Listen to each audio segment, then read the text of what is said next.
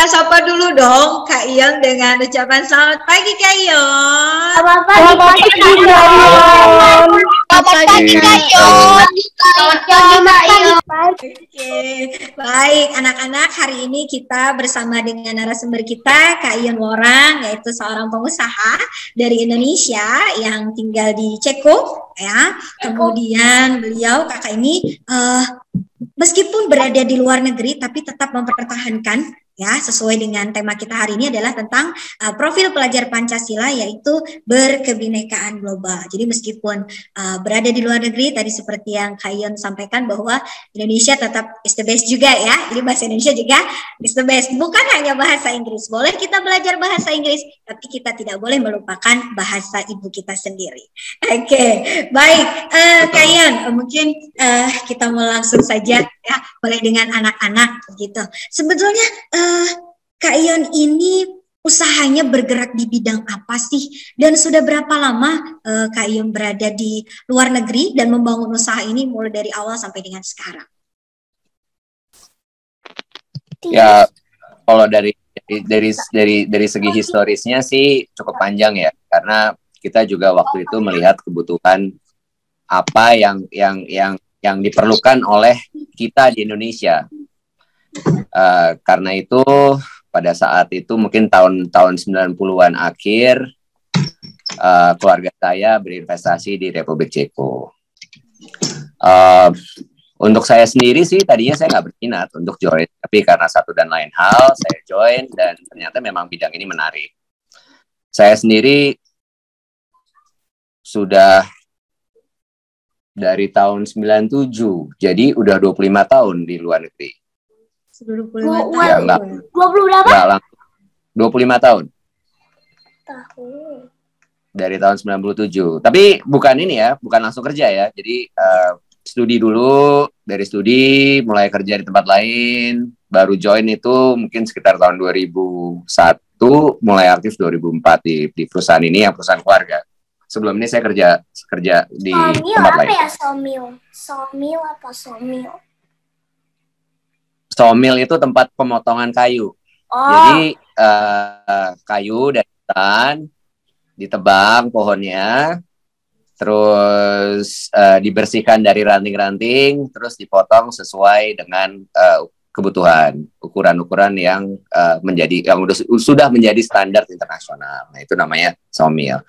Nah, tapi jangan lupa kalau udah ditebang itu kita harus menanam kembali, karena tahu dong, udah pada tahu soal global warming, soal lingkungan. Jadi ini penting kita dari kecil itu mulai menerapkan pola hidup sayang lingkungan. Jadi kayak buang sampah juga jangan sembarangan. Terus kalau lihat tanaman jangan dirusak. Terus juga kita pakai barang-barang yang lebih dekat ke alam, misalnya kayu daripada plastik, hal-hal seperti itulah.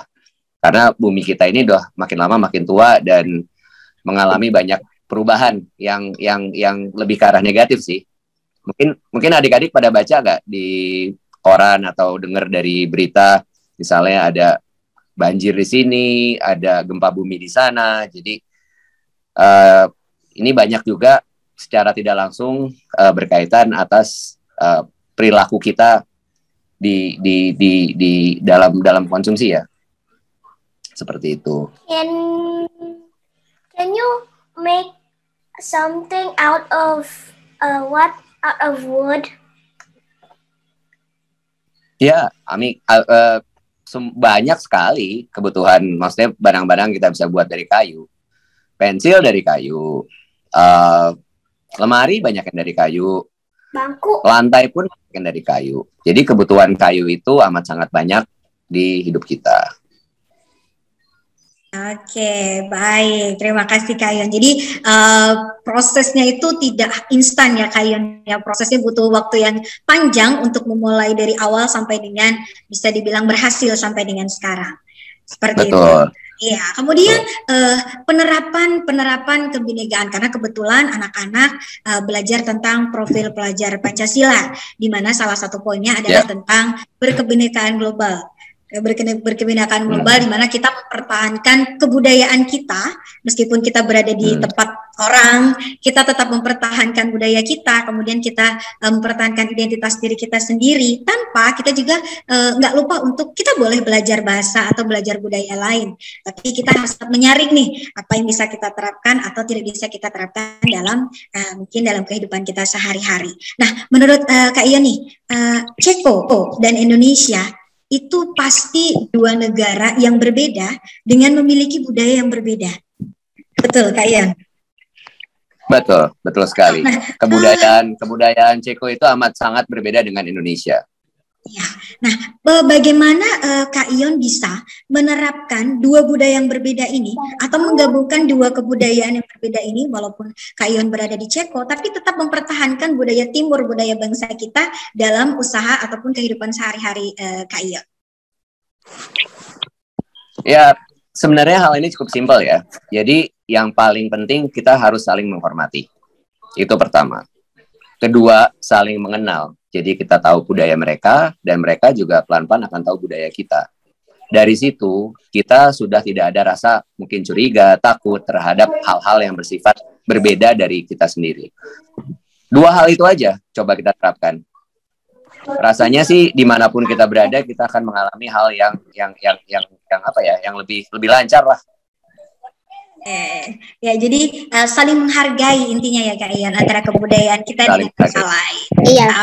Oke, ya, jadi anak-anak ya, ini Kak Ion bisa kita tiru nih dari anak-anak sekarang nih, karena sekarang kan banyak sekali Kak Ion anak-anak ini yang mungkin kalau sekarang banyak sekali tuh seperti boy band atau girl band, mereka dengan mudahnya bisa memahami atau mengerti, sedangkan untuk mungkin dengan lagu-lagu daerah atau tarian daerah kita sendiri mereka kadang lupa atau mungkin tidak tahu. Nah, itu yang mungkin bisa bisa dipelajari dari sekarang gitu, jangan sampai kita bisa mempelajari budaya dari bangsa lain, tapi bangsa kita sendiri kita abaikan, seperti itu. Nah, anak-anak, ini Kak Ion adalah salah satu contoh ya, orang yang hebat ya, orang yang berhasil di luar negeri ya, tetapi Kak Ion tetap memperjuangkan atau belum berhasil ya. Ya, tetap memperjuangkan kebudayaan bangsa kita ya, tetap membudayakan bangsa timur dengan kita mengenal budaya orang lain boleh, tapi jangan pernah melupakan budaya dari bangsa kita. Oke ya. Nah, mungkin anak-anak kita buka sesi untuk tanya jawab, Kak Ion, dengan anak-anak. Siapa yang mau bertanya? Boleh, ada silakan. Anak. Ya, nggak usah malu-malu. Ayo boleh bertanya. Siapa tahu nanti ada anak-anak dari Tunas Metropolitan yang bisa mengikuti karir dari Kak Ion ya, sukses di negara lain tanpa melupakan budaya kita sendiri. Ayo, siapa yang mau bertanya? Aku. Siapa ini? Aku. Ya. Aku. Oke, yuk silakan pertanyaannya sayang. Dari ada 3 nih, ada Denisa, kemudian Arya dan Khairudini siapa? Kaya atau siapa ini? Oke, Kaya. Baik. Mungkin dari Denisa. Ya, silakan sayang, boleh tanya? Please tell us how to live as Indonesian in Europe. How to live as Indonesian? Ya, kita jangan lupa asal usul kita aja. Misalnya nih, kamu suka makanan Indonesia nggak? Suka nasi goreng nggak? Suka. Ya udah. Jadi kalau kamu hidup di luar pun jangan tiba-tiba mengganti menu makanan kamu dengan makanan yang lain ya. Misalnya tetap makan nasi goreng, sekali-sekali makan nasi goreng. Hal-hal seperti itulah yang jadi tetap mengidentifikasikan kita dengan nasi goreng. Misalnya. Kamu suka pakai baju batik nggak? Baju batik tuh bagus loh. Saya di sana juga suka pakai baju batik kadang-kadang. Seminggu sekali saya pakai baju batik.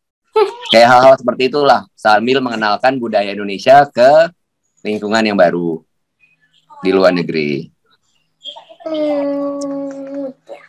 Oke, Denisa terjawab ya. Jadi jangan melupakan budaya kita. Tapi seperti kata Kak Ion bilang ya, Nah, kalau kita gampangnya tuh kalau misalnya kamu suka makan nasi goreng, ya itu jangan dilupakan ya. Sesekali boleh kita makan steak, boleh kita makan burger dan lain sebagainya, tapi tetap nasi goreng karena kita suka ya kita harus tetap makan itu ya.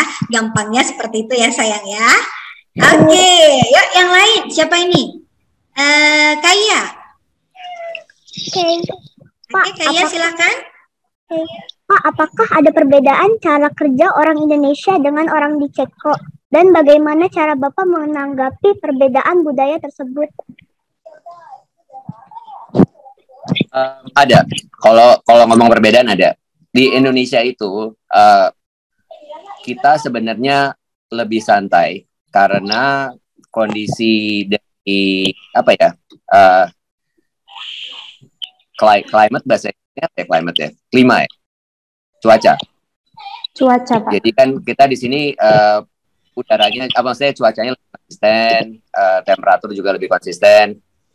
Jadi kita itu lebih rileks dalam bekerja. Jadi apa ya yang namanya island people, apa ya, masyarakat kepulauan. Jadi ada beberapa bisnis mungkin kurang cocok untuk orang Indonesia. Di Ceko itu karena negara 4 musim, hidupnya lebih keras. Kalau musim dingin itu bisa sampai -20. Jadi mereka lebih cocok ke bisnis seperti misalnya yang berkaitan dengan mesin. Bagaimana cara menyatukan dua unsur yang berbeda? Ya balik lagi ke tadi. Jadi kita harus mengenal dulu apa kebiasaan mereka, apa budaya mereka, dan kita mengenal budaya kita sendiri. Jadi dari sini kita menyatukan nih, kita ambil yang paling baik dua-duanya. Jadi yang ada elemen yang berbeda itu bukan suatu hal yang jelek. Berbeda itu malah bagus. Berbeda itu kita banyak belajar dan mengembangkan jati diri kita sendiri. Oke, terima kasih Kak Ion ya. Jadi tadi Kaya ya, perbedaan itu antara di Ceko dengan Indonesia ya. Jadi perbedaannya tidak menjadikan sesuatu yang jelek, tetapi justru dari perbedaan itu kita bisa belajar untuk menjadi lebih baik untuk bisa menyatukan keduanya ya. Oke, terima kasih Kaya. Selanjutnya ada, ini sangat antusias anak-anak untuk bertanya ya. Oke, Arya, silakan Arya.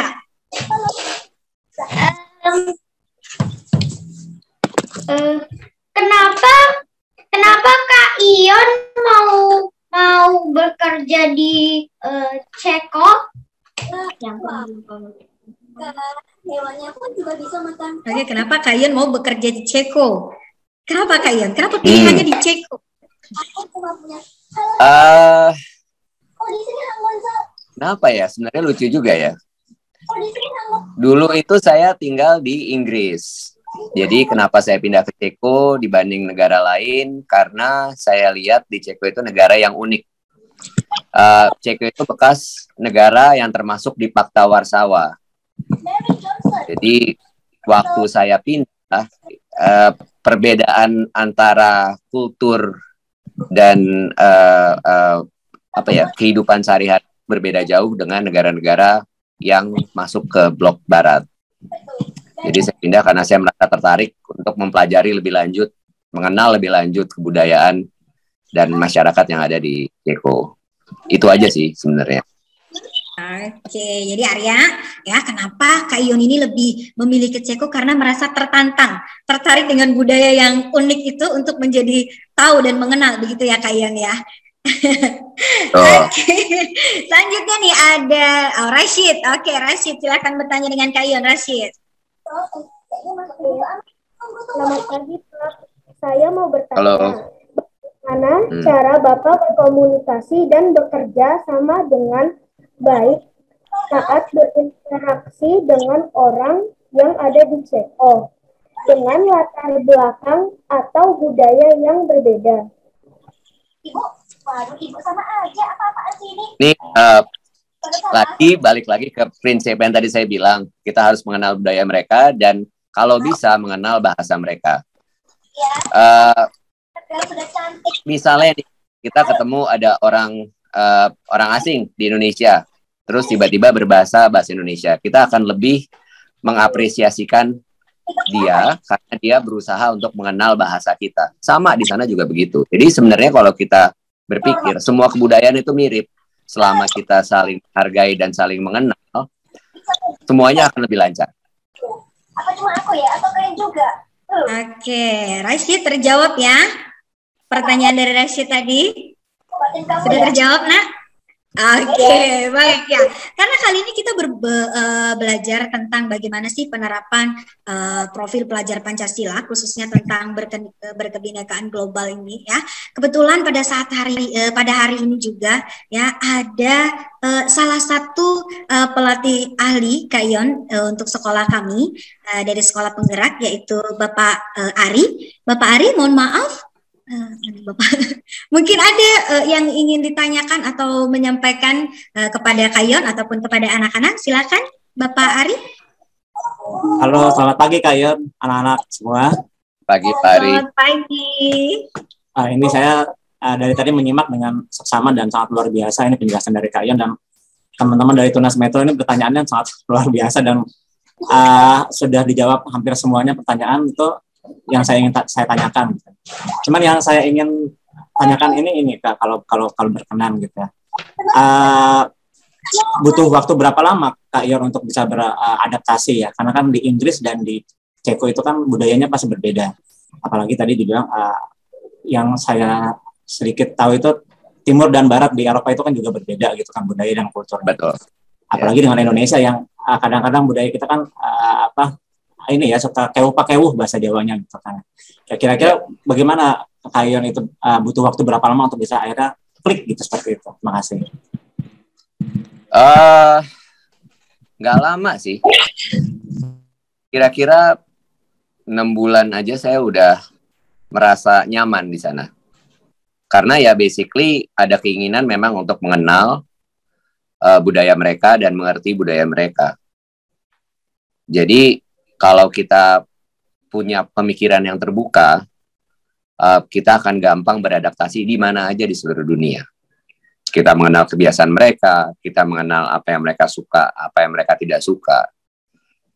Dan karena kita tinggal di negara orang, ya kita harus menghormatilah tuan rumah. Jadi kita juga nggak coba memaksakan misalnya kebudayaan kita untuk diaplikasikan oleh mereka. Karena kita yang tinggal di sana. Dan sebaliknya, misalnya orang asing juga datang dan hidup di Indonesia, harusnya mereka yang menghormati budaya kita. Karena titik yang paling penting di sini adalah yang seperti saya bilang tadi, saling mengenal dan saling menghormati. Saling menghormati dulu dan saling mengenal. Oke, terima kasih Kak Ion. Begitu Pak Ari. Jadi tidak butuh waktu yang lama untuk bisa beradaptasi ya Kak Ion ya. Intinya poinnya adalah kita mau mengenal, menghargai budaya satu dengan yang lain, dan pastinya ada kemauan. Karena di mana kemauan pasti di situ bisa terbuka jalan semuanya. Seperti itu. Ya. Oke, ini masih ada beberapa mungkin dari Emi, silakan Emi. Ada yang ingin ditanyakan Emi? Ya. Oke, silakan Emi. Apakah negara Ceko aman? Aman. Kalau Emi pengen tahu misalnya nih, yang antara aman dan nggak aman itu, bisa coba di Google. Ada beberapa website yang punya data-data tentang misalnya tingkat kriminal, tingkat copet di negara-negara di Eropa. Dan Ceko itu termasuk yang aman. Indonesia juga termasuk yang aman. Oke ya, jadi berarti aman, Indonesia juga negara yang aman ya. Oke, baik. Kak Ion ini ternyata antusias anak-anak untuk lebih tahu lebih dalam lagi ya tentang bagaimana proses Kak Ion bisa berhasil atau bisa, kalau tadi sukses, Kak Ion nggak mau dibilang sukses karena sukses itu relatif ya. Oke, berarti saya ganti suksesnya Kak Ion menjadi berhasil mungkin ya. Berhasil di luar negeri dengan berhasil juga relatif. Ya, terus apa ini jadi akhirnya? ya, tetap bisa di sana aja. Oke, jadi tetap berhasil dengan tetap mempertahankan budaya kita, mempertahankan apa yang kita miliki tanpa kita juga tidak menjelekkan budaya lain. Kita belajar menghormati dan mengenal budaya lain. Oke, baik. Mungkin untuk penutup kita hari ini, Kayon bisa mengajarkan sedikit bahasa Ceko ke anak-anak. Mungkin selamat pagi atau terima kasih seperti itu. Kayon, silakan. Waktu saya persilahkan. Oke, kata-kata yang biasa diucapkan oleh orang Ceko sehari-hari. Jadi orang Ceko ini sebenarnya unik juga ya. Jadi misalnya nih kita ngantri di bank, masuk ke bank di ruangan yang cukup kecil gitu, ada beberapa orang. Pasti mereka akan menyapa semuanya walaupun tidak kenal dengan kata-kata Dobry Den. Dobry Den artinya hari yang baik, seperti itu. Dan setiap kali mereka mau pergi, pasti mereka akan bilang Nasladano. Nasladano artinya goodbye gitu. Jadi dua hal itu yang paling banyak diucapkan oleh orang Ceko sehari-hari, walaupun mereka tidak kenal. Untuk negara yang dulu termasuk di Pakta Warsawa, itu sebenarnya hal yang cukup unik sih. Ada kedekatan gitu dengan orang-orang yang asing sebenarnya. Ada keramahan. Kita kan kalau di Indonesia nih, di Jakarta misalnya, apakah kamu itu misalnya ketemu orang asing, kamu bisa bilang, oh selamat hari yang baik, kan enggak juga kan. Ya kita cuek-cuekan aja gitu. Tapi di sana enggak. Jadi Dobry Den Dobry Den itu kata-kata yang paling umum diucapkan oleh orang Ceko. Dobry Den dan Naslada. Kalau terima kasih, Dekuyu. Itu terima kasih. Dekuyu. Oke, anak-anak coba kita bersama-sama ucapkan Dekuyu Kayon. Ya, coba ya. Bisa ya? Dekuyu Kayon. Dekuyu Kayon.